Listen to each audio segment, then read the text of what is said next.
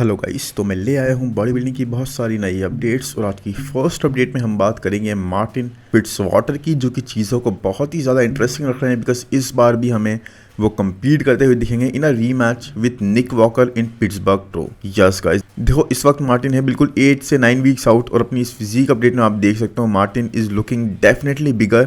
उतने ज़्यादा bigger size पे ये नहीं जा रहा है क्योंकि इन्होंने इतना बड़ा ऑफ सीजन नहीं लिया मिस्टर ओलंपिया के बाद से, and he is about to compete. साथ में गाइस आर्नो क्लासिक में भी लोगों ने मार्टिन को नहीं देखा था, तो उसके पीछे का रीजन सोच रहे थे कि as a top 4 placer in mister Olympia Martin क्यों कम्पीट नहीं कर रहा है आर्नो क्लासिक में। तो इसका रीजन मैं आपको बता दूंगा। इसकी लास्ट ईयर मार्टिन ने एप्लीकेशन दी थी आर्नो क्लासिक के लिए, लेकिन इनको इनवाइट में नहीं एक्सेप्ट करा गया, इनका इनवाइट एक्सेप्ट नहीं करा गया और इनको नहीं बुलाया गया। तो वहां पर मार्टिन ने बोला था कि भाई अब मैं शायद आर्नो क्लासिक में कभी कम्पीट ना करूं। उसके बाद मिस्टर ओलंपिया में यहाँ पे इतना जबरदस्त तरीके से अपने को प्रूव करा मार्टिन ने, और अब अगर उन्होंने इन्वाइट भेजा भी होगा तब भी मार्टिन का डिसीजन यही था कि I would not compete in आर्नो classic because मुझे एक बार एक्सेप्ट नहीं करा तो अब मुझे वो रेस्पेक्ट उस तरह से नहीं चाहिए, मुझे वो चीज़ चाहिए नहीं जहाँ पे मुझे पहले रेस्पेक्ट नहीं दी गई। तो ये भी एक सही बात है। मतलब आर्नोल्ड में हमने कई बार ऐसे देखा है, कई ऐसे एथलीट जो कि इतना ज़्यादा स्ट्रांगली परफॉर्म नहीं कर रहे होते उनको भी इनवाइट मिल जाता है, जैसे कि जस्टिन रॉड्रिगेज हो गया या फिर पैट्रिक मोर हो गया, लेकिन यहाँ पर इनको इनवाइट नहीं दिया गया लास्ट ईयर। तो वो चीज़ें गलत गई। लेकिन हाँ, अगर अभी की बात करूँ, इनकी फिजिक के बारे में बात करूँगा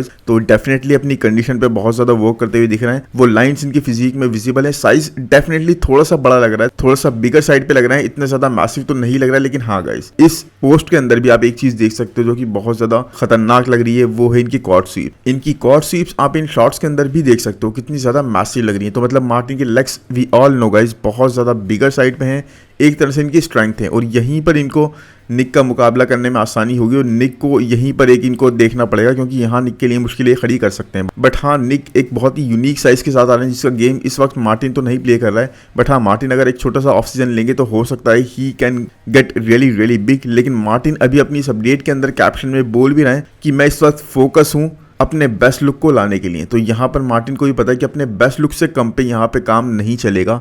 इस शो के अंदर कंपटीशन कुछ ऐसा होने वाला है। तो Martin is trying his really best कि भाई अपने बेस्ट लुक के साथ आऊँ, जितनी ज़्यादा प्रोग्रेस कर सकूँ, कंडीशन वगैरह में कहीं कमी नहीं छोड़ूँ, बिकॉज तभी मुकाबला होगा या बराबरी का या फिर इनके चांसेस होंगे। लेकिन अगर कंडीशन में थोड़ी सी भी कमी छोड़ दी तो वहाँ पर एक ईजी विन हो जाएगी निक के लिए। वैसे ये ईजी विन सुनने के बाद आप लोगों में से बहुत से लोग नाराज तो हो जाएंगे, लेकिन यस गाइस, मार्टिन के पास उस लेवल का साइज नहीं है, उनकी कंडीशन ही इनको बहुत सुपीरियर लेवल तक लेकर जाती है। तो एस्थेटिक वगैरह and all is very good, but आप जानते हो जहां पर भी थोड़ी कंडीशन वगैरह लैक होती है, डायरेक्ट के साथ भी हमने वो चीज़ देखी, सैमसंग के साथ भी देखी, तो वहाँ एस्थेटिक इतना ज़्यादा आपका साथ नहीं दे पाते। बाकी आप बताओ गाइस यहाँ पर आपको क्या लग रहा है कि यहाँ पे मार्टिन किस तरह से प्लेस होंगे। बट मैं आपको बता दूं कि Michael Krizo is also going to be competing in this show. तो शो तो बहुत अच्छा होने वाला है, मजेदार होने वाला है। बाकी let's see how it goes. अब अगर चलें नेक्स्ट अपडेट पे गाइस, तो वो है हंटर लब्राडा की। अब देखो हंटर की ये अपडेट्स मेरे साथ कई लोगों ने शेयर करी और मुझसे बोल रहे थे कि भाई आप हंटर को कवर क्यों नहीं कर रहा है, क्यों नहीं कर रहा है। तो उन लोगों को मैं बता दूं कि भाई मैं हंटर को कवर इसलिए नहीं कर रहा था बिकॉज ये अपडेट्स सच में आर रियली रियली गुड, जिनके बारे में बात करी जानी चाहिए, लेकिन ये अपडेट्स अभी की नहीं है। यस, यहाँ पर हंटर कैप्शन में ऑलरेडी बोल रहे हैं, आप लोग भी देख लिया अगर ऐसी अपडेट्स को मुझे भेजने से पहले या फिर क्वेश्चन करने से पहले। देखो इस अपडेट में कैप्शन में यहाँ पे हंटर खुद बोल रहे हैं कि ये अपने वर्कआउट करने के बाद है, जब ये पोजिंग राउंड चला रहे थे लास्ट ईयर, यानी कि लास्ट ईयर की अपडेट है टेक्सास में, जब 100+ हीट थी वहाँ पर। और मैंने इन पिक्स को कभी भी पोस्ट नहीं करा, मैंने इनको ली लब्राडा ऑफिशियल यानी कि इनके जो कोच हैं, इनके जो फादर भी आई थी, उनको सेंड करा अपने ट्रेनिंग करने के बाद, जब मैं 1 वीक आउट था 2024 के मिस्टर ओलंपिया से, और उनका रेस्पॉन्स था होली काओ। मतलब यहाँ पे मैं उनको बहुत ज़्यादा अच्छा लगा और मेरा वेट इन पिक्स के टाइम पे 260 पाउंड्स के आसपास था। तो देख लो गाइस, आपके सामने है बिल्कुल ही 260 पाउंड्स के यहाँ पे हंटर। अब तो इससे भी ज़्यादा बिगर साइड पाएंगे, लेकिन वही है ना गाइस, कंडीशन देखो, he is looking really really good. Hunter ने ड्रास्टिकली गाइस, मतलब बहुत ही ज़्यादा ड्रास्टिकली अपनी फिजिक को इंप्रूव करा, अपनी पोजिंग पे वर्क करा। इनके मसल्स वगैरह देखो कितने ज़्यादा मैच्योरिटी वाले दिख रहे हैं, थिकनेस, डेंसिटी इनकी बैक पे भी काफ़ी गजब की लग रही है। बैक को तो बहुत ही अलग लेवल तक इन्होंने ब्रॉटअप करा है, लेग्स में भी कहीं पे ये मार नहीं खा रहे हैं। तो हंटर को हम टोटली बोल सकते हैं गाइस एक बहुत ही कंप्लीट बॉडी बिल्डर आज के टाइम पे। बट वही है, स्टेज पर कहीं ना कहीं थोड़ा सा इनका स्टमक वॉश्ड आउट सा दिखने लग जाता है, पीक में माइनर सी कमी हो जाती है, लेकिन लास्ट ईयर तो हमने वो भी इनकी इंप्रूव देखी। तो हंटर डेफिनेटली गाइस एक बहुत बड़ी थ्रेट बनते जा रहे हैं हर एक के लिए टॉप 6 के अंदर, बिकॉज हंटर एक्चुअल में गाइस सच में बोलूँगा मैं बहुत ज़्यादा बिगर साइड पे होते जा रहे हैं, साथ में अपने शेप को, अपने हर एक मसल को ड्रास्टिकली ब्रिंग अप कर रहे हैं। तो ये चीज़ हंटर के साथ हम हमेशा से देखना चाहते थे। जब इन्होंने एक बार निक को बीट करा था और टॉप 4 प्लेस करे थे, उस टाइम पे काफ़ी लोगों ने इन पे क्वेश्चन रेज करे थे कि भाई ऐसा क्यों हो गया इनकी फिजिक के हिसाब से। एंड सच में गाइस उस वक्त आई थिंक ये चीज़ बिलीवेबल थी भी नहीं, मुझे भी नहीं लगी थी, लेकिन अब हंटर ने सच में अपने आप को रिडीम कर लिया है और लोग इनके बारे में ये चीज़ कभी भी नहीं बोल सकते अब, बिकॉज एक्चुअली इन्होंने प्रोग्रेस ही कुछ ऐसी करके दिखाई है। आप इन पिक्स के अंदर देखो how crazy he is looking, chest तक ब्रॉट अप है इनका, और आर्म्स तो भाई बहुत ज़्यादा इन्होंने ब्रिंग अप कर लिए हैं, साइज़ काफ़ी ज़्यादा इन्होंने ऐड कर लिया है। लैट्स वगैरह में इन्होंने पहले ओपन करने में इनका इतना ज़्यादा विजिबल इस तरीके से लैट्स फ्लैन नहीं करते जैसे अब कर रहे हैं, स्पेशली फ्रंट के पोजेस में। तो that is a very good thing, very strong thing. बस यही है कि हंटर इसी चीज़ को बरकरार रखें और इसी तरह इंप्रूव करते जाएं। वैसे अभी तो एक काइंड हेल्थ फेज पे चल रहा है, इसीलिए इनकी नई अपडेट्स नहीं आ रही, कुछ टाइम ये रिकवर करेंगे, उसके बाद देखते हैं क्या इसी साल कंपीट करने का प्लान करते हैं या फिर नेक्स्ट ईयर, बिकॉज सुनने में तो यही आ रहा है कि नेक्स्ट ईयर ये कंपीट करेंगे, अब इस साल का गैप लेंगे। एनीवेज इसके बाद चलें अगर नेक्स्ट अपडेट पे गाइस, तो वो है होजे मैनुअल की। यस गाइस, अब देखो यहाँ पर पिट्सबर्ग प्रो में डेब्यू नहीं मतलब रिटर्न होने वाला है टेरेंस रफिन का, जिसके लिए everybody else is super excited. अब मैं एल्स क्यों बोल रहा हूँ, क्योंकि everybody else is super excited except Jose Manuel, because इनके लिए तो सबसे बड़ी थ्रेट की तरह ही आ रहे हैं वो, और बाकी सेम थॉट्स वहाँ पे टेरेंस के भी होंगे। टेरेंस बहुत ज़्यादा एक्साइटेड होंगे इस शो के लिए, लेकिन he is not going to be excited about Jose Manuel, because सब जानते हैं मैन कितने डेंजरस एथलीट ये हैं, कितनी ज़्यादा मैच्योरिटी अपने मसल्स में कैरी करते हैं, और बैक में तो किसी को भी पानी पिला दे, इतनी ज़्यादा थिकनेस, इतनी ज़्यादा डेंसिटी ऐड करे हुए हैं। यहाँ डिटेल देखो बैक पे कैसी लग रही है, मतलब शॉन क्लेडर की बैक मुझे ऐसी दिखती थी, वैसी ही बैक यहाँ पर एक बिगर वर्जन के साथ होजे मैनुअल की लग रही है। हर जगह डेंट पड़ रहे हैं, details, thickness, I mean it's crazy man, it's really really crazy. और यहाँ पर होजे मैनुअल भी यही बोल रहे हैं कि अपना ये बेस्ट लाने का ट्राई कर रहे हैं 8 वीक्स में। इमेजिन करो सेम चीज़ को शो डे में। अब भाई टेरेंस रफिन वैसे तो देखो अपने आप को दोबारा से कम बैक करवा रहे हैं एक तरीके से, बहुत ज़्यादा इंप्रूवमेंट्स करने के बाद, और उनकी आइज़ भी है पिट्सबर्ग प्रो के टाइटल पे। लेकिन गाइस अगर यहाँ पर होजे मैनुअल ने, जो कि एक्चुअल में पॉसिबल है, जो कि बहुत ज़्यादा पॉसिबल है, हमने इन दोनों की भिड़ंत अभी इस तरह से क्लासिक डिवीजन के स्टेज पर नहीं देखी, बट मैं आपको बता दूँ last year Jose Manuel top 6 crack कर गए थे, जबकि उनका डेब्यू था क्लासिक डिवीजन में, जो कि क्लासिक डिवीजन में होने पे गाइस बहुत ही बड़ी बात है, एक बहुत बड़ी अकॉम्प्लिशमेंट है। तो यहाँ पर भी होजे के लिए ये बहुत बड़ी अपॉर्चुनिटी है कि भाई आएँ और टेरेंस रफिन को बीट कर दें। बाकी अगर टेरेंस को उन्होंने बहुत स्ट्रांग बैटल भी दे दी ना, तब भी मुकाबला ऐसा हो जाएगा आने वाली मिस्टर ओलंपिया में कि भाई कोई कुछ डिसाइड नहीं कर सकता कि होजे कहाँ पर प्लेस करेंगे। बाकी अगर टेरेंस रफिन इनको बीट नहीं कर पाते तो that is going to be a big shocker, जो टेरेंस को लगेगा कि भाई इतनी इंप्रूवमेंट्स करने के बाद भी अब क्लासिक का लाइनअप इतना ज़्यादा इवॉल्व कर रहा है, इतना ज़्यादा इंप्रूव कर रहा है, इतना ज़्यादा अपग्रेड होता जा रहा है हर एक साल के साथ, कि भाई हम एथलीट्स को बीट नहीं कर पा रहे इवन आफ्टर द इम्प्रूवमेंट्स। तो वही है गाइस, ये बहुत ही एक्साइटिंग शो होने वाला है हर एक डिवीजन में। देखो यहाँ पर ओपन डिवीजन में आपको पता है निक वॉकर, मार्टिन फिट्जवाटर, क्लासिक में पता है टेरेंस रफिन और होजे मैनुअल, और साथ में मेंस फिजिक में भी अली बिलाल और एरिन मैक्स भी कंपीट कर रहे होंगे। तो it is going to be a really really good show, मज़ा आएगा इसको देखने में, और ये बहुत ही ज़्यादा एक्साइटिंग होगा। प्लस नॉट टू मेंशन, आपको पता ही है पिट्सबर्ग के टाइम पे गेस्ट पोजिंग भी होती है, तो उसके भी चांसेस है कि वहाँ पर फिर से बिग रैमी को बुलाया जाए। और अगर इस बार बिग रैमी नहीं आए तो इसका मतलब क्लियर होगा कि big Ramy is no longer going to be competing, या फिर उनका रिटायरमेंट का प्लान है।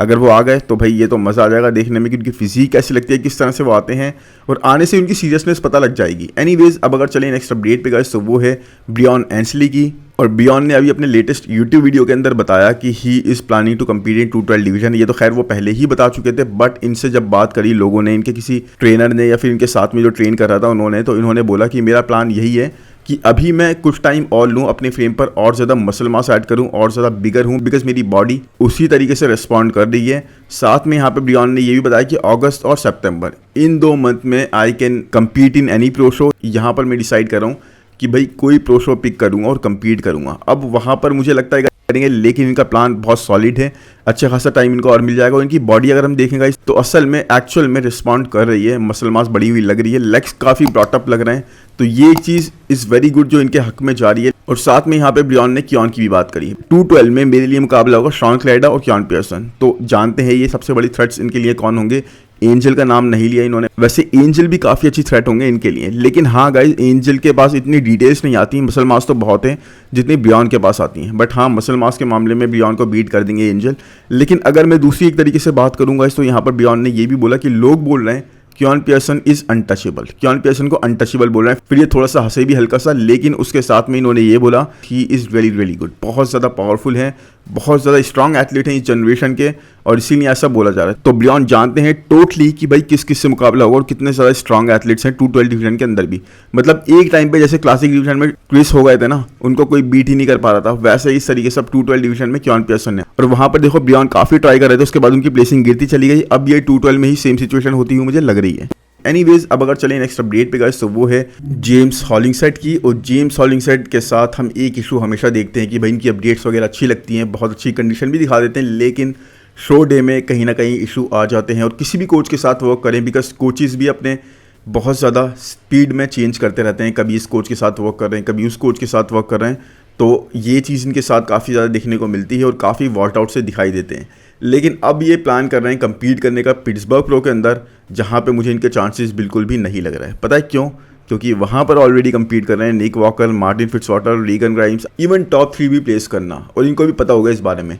लेकिन साथ में इन्होंने अपना एक बैकअप प्लान भी बना रखा है जो कि शो उससे पहले ही होगा, और वो है डिट्रॉय प्रो। अब डिट्रॉय प्रो में कम्पीट करने का प्लान कर रहे हैं। वहाँ पर कोई ऐसा बड़ा नाम मैंने अभी तक सुना नहीं है। आई थिंक गुडविटो वहाँ पे कम्पीट करते दिखे, बट मार्टिन तो इज़ नॉट कम्पीटिंग। गुडविटो का भी कंफर्म नहीं है। कार्लोस के कोच ने तो यही बोला है कि उनको अभी पता लग गया कहाँ कहाँ इंप्रूवमेंट्स करनी है, किस जगह पे वर्क करना है। तो इस शो के थ्रू यानी आनो क्लासिक के थ्रू उनको इन्फॉर्मेशन मिल गई है, अब उस पर वर्क करेंगे। तो मुझे नहीं लगता वो भी अभी दोबारा से इतनी जल्दी कम्पीट करेंगे। लेकिन हाँ गाइस, स्टेफन किन्जो के साथ ये वर्क कर रहे हैं इस शो के अंदर। मतलब जिन्होंने पहले भी जो आनो क्लासिक अभी जो करा है उसमें भी स्टेफन किन्जो के साथ है। और स्टेफन किन्जो वैसे तो एथलीट्स को सही ले आते हैं, लेकिन क्या स्टेफन किन्जो अभी थोड़ा सा फेल नहीं हो रहा है रिसेंटली? मतलब वेस्ली के साथ उनके इशू दिख रहे हैं हमें 2-3 शोज के अंदर, इनके साथ भी दिख रहे हैं। अब ये चीज़ें काफ़ी ज़्यादा ना पॉसिबल और विजिबल हो रही हैं। तो अब पता नहीं स्टेफन किन्जो किस तरीके से कर रहे हैं, बट आई थिंक उनके पास बहुत सारे एथलीट्स हो गए, इसी वजह से ये इशूज़ आ रहे हैं गाइस। उनके पास बहुत सारे एथलीट्स आ चुके हैं ट्रेन होने के लिए, एमेच्योर्स हो गए, प्रो हो गए, तो इसीलिए शायद वो उस तरह से ध्यान नहीं दे पा रही कि एक एथलीट पे प्लस एक फिजिक को लीड करने में भी काफ़ी ज़्यादा एफर्ट्स लगते हैं, काफ़ी टाइम लगता है, और हर किसी की फिजिक इतनी ईजी होती भी नहीं। जेम्स के साथ मुझे ये इशू लगता है इसकी बहुत जल्दी इनकी फिजिक में चेंजेस आ जाते हैं, थोड़े से कार्ब्स को कम ज़्यादा करने में। तो वो स्वीट स्पॉट इनको ढूंढना पड़ेगा, उसके बाद ही इनके साथ ये इशू रिजॉल्व हो पाएगा। नहीं तो कहीं ना कहीं ये इशू इनके साथ चलता ही रहेगा। कहीं पे वॉश्ड आउट आ गए, कहीं पे फ्लैट आ गए, कहीं पे बहुत ज़्यादा वाटरी आ गए, और यही चीज़ हम जेम्स के साथ देखते हैं। बाकी देखते हैं पिट्सबर्ग में इनके सामने कौन और उतरता है, क्योंकि कोई भी एक बड़ा सा एथलीट उतर गया ना तो इनके लिए प्रॉब्लम वहीं पे क्रिएट हो जाएगी, और qualify he is not going to be able to qualify. तो anyways guys, I really hope video आपको पसंद आया होगा। पसंद आए तो प्लीज़ लाइक कर दो, चैनल को सब्सक्राइब कर दो, कमेंट सेक्शन में ज़रूर बताओ कि अपडेट्स कैसी लगी, और मिलते हैं नेक्स्ट वीडियो में। Thank you, bye bye.